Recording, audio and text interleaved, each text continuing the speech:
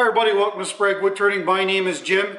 So in this week's video we're going to satisfy the purists and we're going to turn this beautiful maple burl, and we're not going to use any resin and we're not going to use any other inlay materials. All I'm probably going to use is thin CA glue to stabilize the bark and any cracks that may be in the burl, and that's it. It's a purist video this week. So this was actually roughed out 8 months ago, and I actually filmed the video doing this. It's called Roughing Burls, Cherry and Cherry Crotch videos. So I'll put a link at the end of this video for that if you want to watch it. So that's it. That's this week. If you haven't subscribed, please consider doing so. And for those who have, thank you so much. We really appreciate it. So as you can see, we've already got a glue block on the bottom of this. So we're ready to go on the lathe. So let's go over and get this trimmed up and see what we're looking at. So I hope everybody is having a fantastic week. Welcome to this week's video. So this week, like I said in the opening, we're going to do a natural product or a natural project. And of course, this is a maple burl, which is probably the most plentiful that I can get in the area here. I do have to fix the bark in some areas, so technically I guess there is an inlay, but it's not really. Again, I'm using a 5/8 bowl gouge from David Ellsworth, and I get asked a lot about the hot melt glue and the waste block on the bottom of my bowls, and that I really like using this method. It's a very secure method. That's a fairly big, heavy piece of wood that's spinning at I think around 400 is where I started with it. And you know, that hot melt glue will really hold that bowl in place. You can finish the inside and the outside completely. And as you know, if you follow my channel, I do all my finishing on the lathe.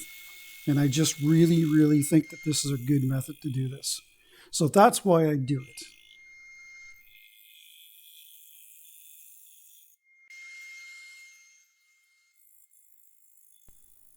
Yeah, so here I'm using the rougher from Easywood tools. It is not as easy to work with as the finisher is.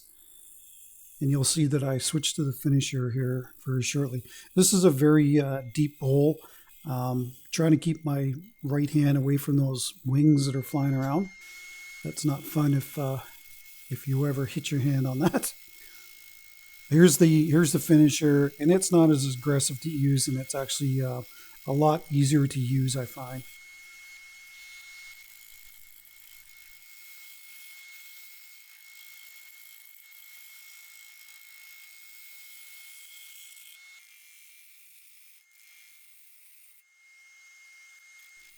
Now that things are round, it's a lot easier to use the gouge in there. And I mean, if you look at from the end off of the tool rest to the end of the gouge, there's probably 4 inches of overhang there in some spots, especially down in the transition area.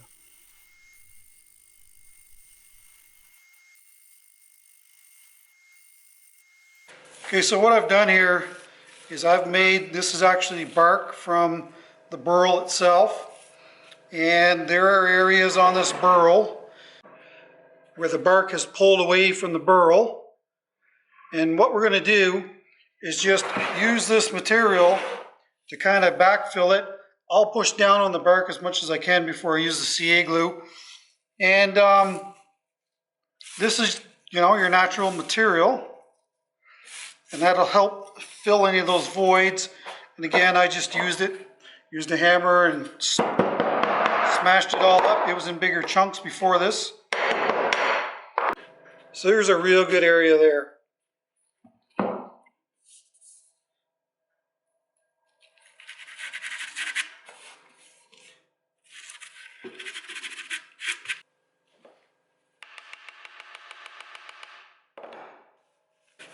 So there, that area is all filled in now. I'm going to use the Starbond Thin. Again, there's a link in the description for 15% off your next order. Just use code INLAYJIM at checkout.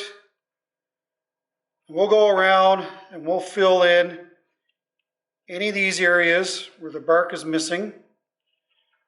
That way when this is turned again, this is not its final size. It's going to be thinner than this.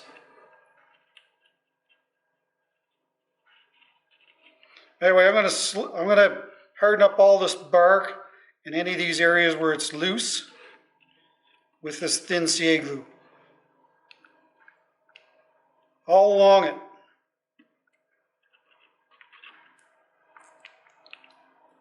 Again, use this in a well-ventilated area. So there, now that gap is filled in. You can see that smoke coming off there. That's not good. Don't breathe that in.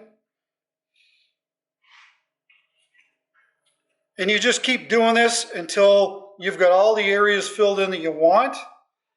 And the same thing along here. You've got some pretty big cracks here. See those or not? Right along here and along here. Anyway, I'll hit those with the glue so they're not going to migrate and open up in the future either. Same areas along here, just where this bark is sitting.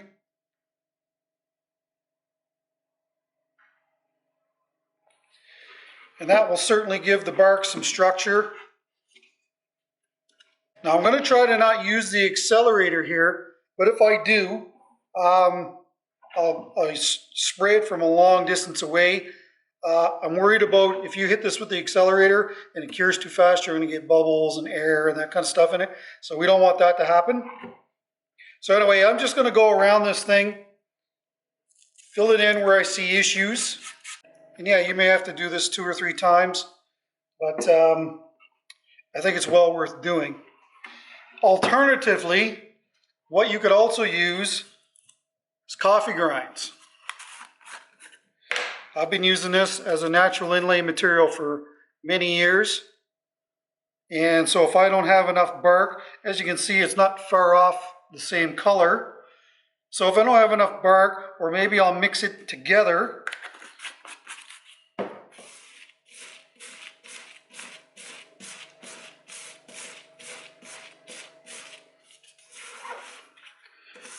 There you go.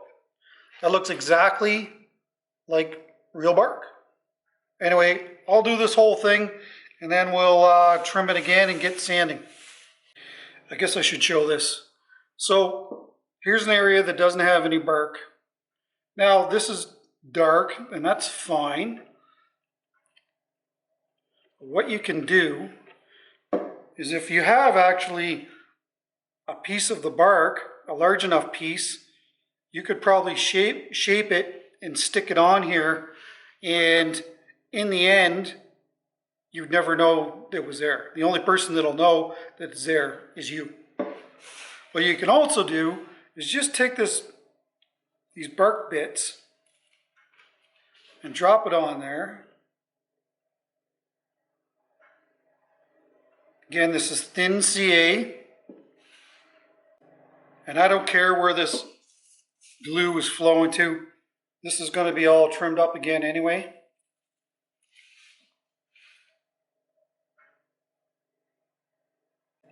And just keep going and building this up and filling it in, and nobody will be any wiser.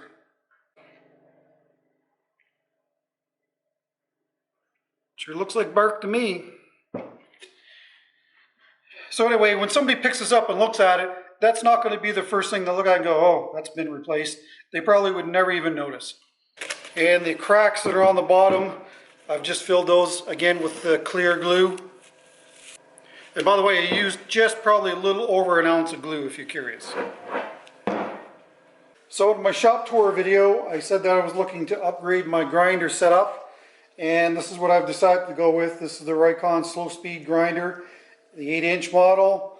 And it's got a 600 CBN diamond coated wheel. And you know what? It is a major improvement. I didn't go with a Tormek.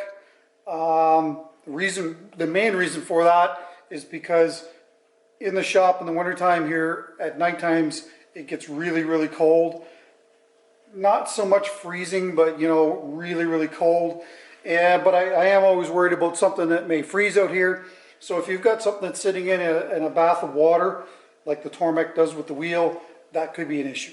So that's why the main reason I went by that, and cost. This is much more cost effective than the Tormek. Anyway, I've only used it a handful of times.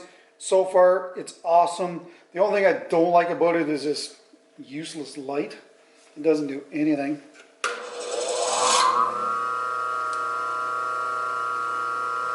Very little, it gives you very little light.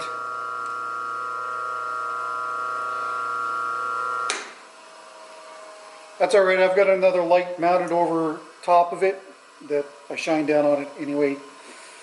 And anyway, it just bolted in place. I didn't really have to do, I had to make this a little wider, but these are, you know, homemade sharpening attachments that go in for my gouge.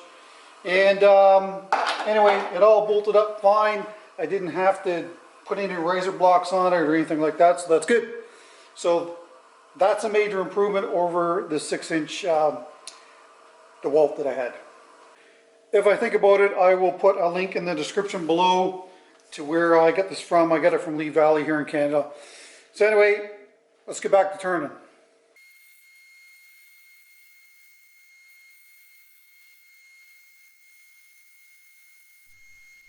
So of course, now that the glue has been cured, I'm going to strip that off. That CA glue, and of course when I say CA glue I mean super glue, is very tough stuff. You don't want to leave that on the surface of the bowl and then try and sand it, because it really will do quite a number on your sandpaper. So it's always best to turn away any excess.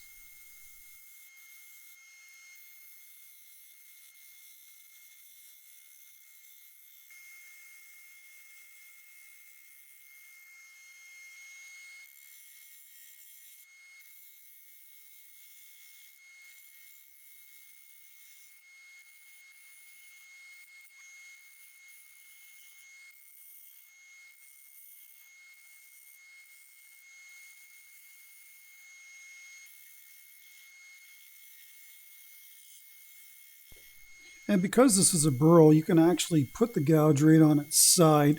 A freshly sharpened gouge is preferred, and just come out and do those wings out at the very end.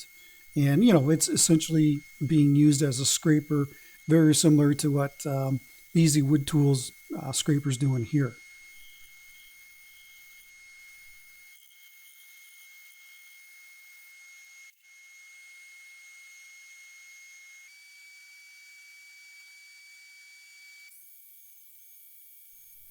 Using the 3.5-inch dipple discs from sandpaper.ca. And again, there's a link in the description for 10% off your next order. Just use code INLAYJIM. And because they wrap around the sanding pad, I really like using them when it comes to doing stuff with voids. You tend to get less dig-ins. I don't know, I just really like these discs. If you haven't tried them, definitely check them out. Yeah, I sanded this piece from 60 to 320.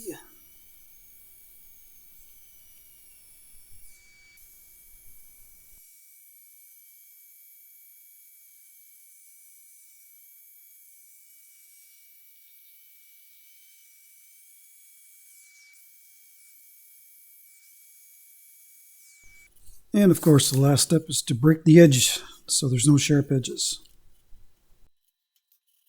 Alright, so this is the first coat of salad bowl finish. Yes, I still have some left over. Again, the first coat I'm going to put on real heavy. Saturate the wood, the bark. It's really important to seal up the bark where it meets the wood. You don't want any moisture getting in there.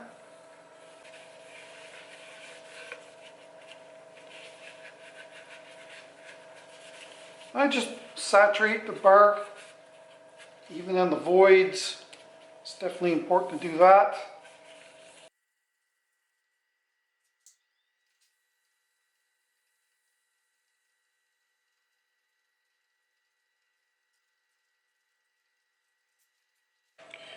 So I will wipe off any excess if there is, but I'll just let this soak in for a couple of minutes, and if there's any more of it that's still on the surface of it, you know, where it's going to run, then I'll wipe it down. But other than that, I will leave it. Not an easy material to work with, but who can argue with the results? Yeah, so it's the next day, and I'm using Triple E here to buff the surface of the first coat, just to smooth it out and take any lumps and bumps out. Denatured alcohol, because you want to clean away any residue left from the buffing compound.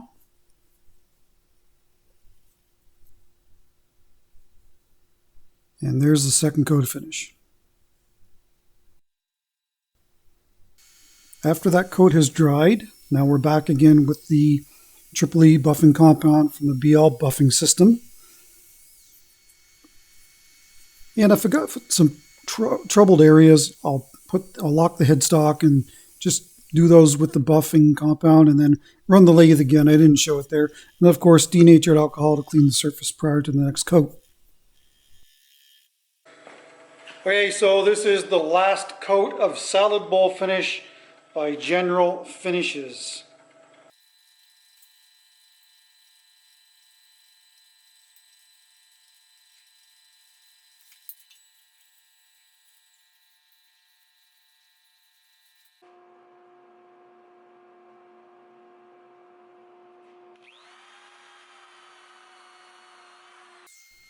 So the last step after the last coat has dried is to buff with white diamond.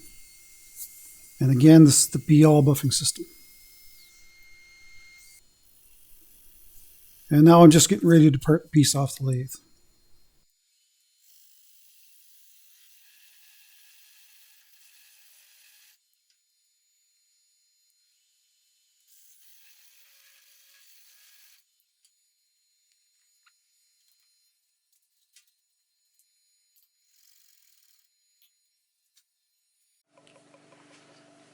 So ordinarily this is the vacuum chuck that I put on the outboard end of my lathe here. As you can see, it's not real deep, and that burl that I just cut off is too deep to use that. So I made this years ago, and this is just a piece of 4-inch PVC electrical conduit. That's a faceplate for the outboard end of my lathe. Couple of pieces of 3/4 inch MDF, glued them together, recessed them, sunk that all down in there, doubled the pipe up, so this is like a flange area where the two pipes would come together, and then put another piece on the outside, and this is just the neoprene gasket that you get from one way that goes on this chuck. So anyway, it just goes on the lathe. Same as the other one.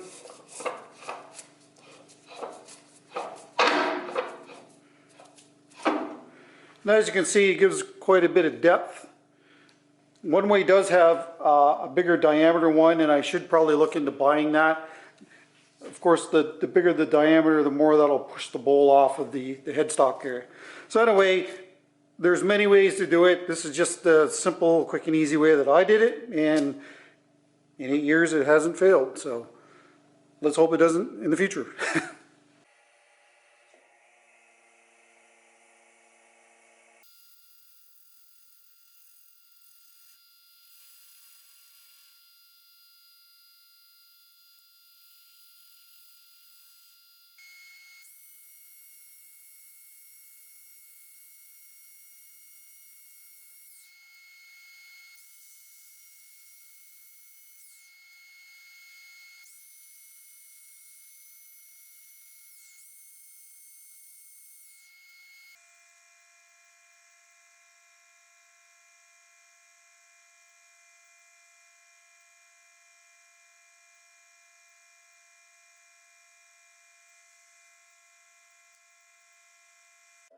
Well, that's it. Hopefully the video wasn't too long for you.